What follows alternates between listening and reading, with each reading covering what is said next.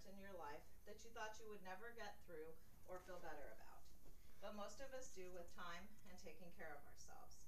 For some people, this does not happen, and things continue to get worse, disrupting all areas of their lives.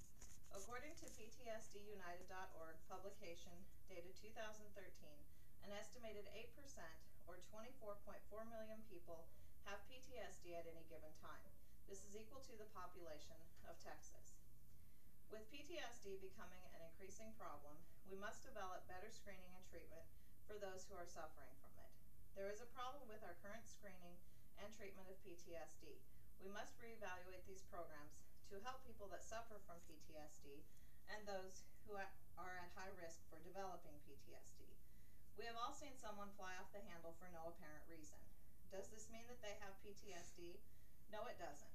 And this is why we must improve our knowledge of what PTSD really is, so we can understand the signs.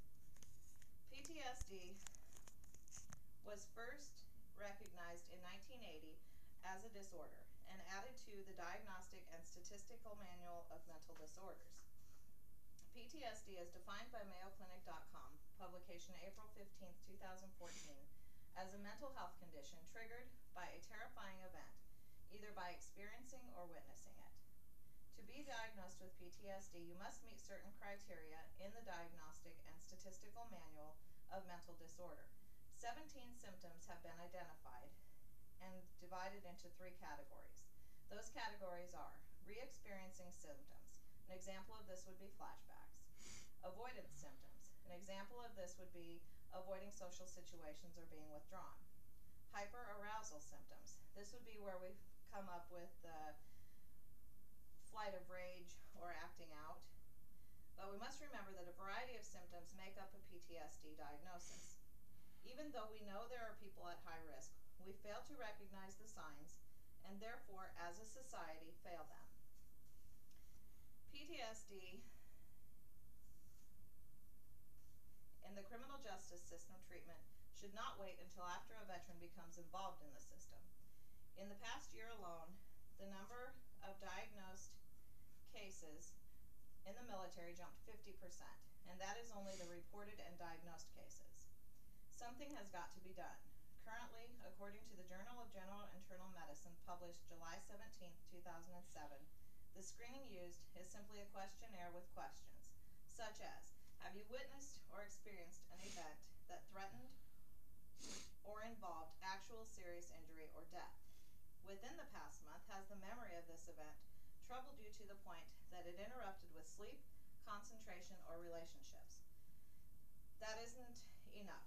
Think about it. These guys have been gone for an extended period of time, and all they want to do is get home to their loved ones. So they check the box that will get them out of there. Maybe we need to change the timing. Give them a month, then test them. Not with a piece of paper, but with an interview. If we are having a heart problem, we go to the doctor and get a stress test.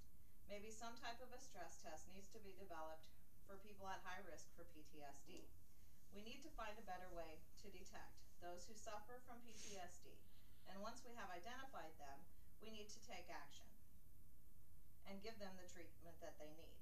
While interviewing Jay Sloan, it was stated that he feels the treatment of PTSD needs to be done inpatient, and it must be mandatory. No release until successfully completed. He also agrees that a more personal approach to screening those who have been in situations that would increase their risk is necessary. A person can get a much better feel that way for whether they're being told the truth or not. PTSD is a problem that we as a nation face, and due to the war, the number of people who suffer is increasing rapidly. We know what it is, and at this point we can only estimate how many people who are walking among us have it. Because of this, we can clearly see that the testing that is going on to date is not working. We need a change, but that change will only come if enough people stand up and demand it. In 2014, there was a movie released called American Sniper. Some of you may have seen it. For those of you that haven't, it was a story of Chris Kyle. He was a sniper in the military, and after killing hundreds of so-called bad guys, he returned home after serving 4 tours and suffered from PTSD.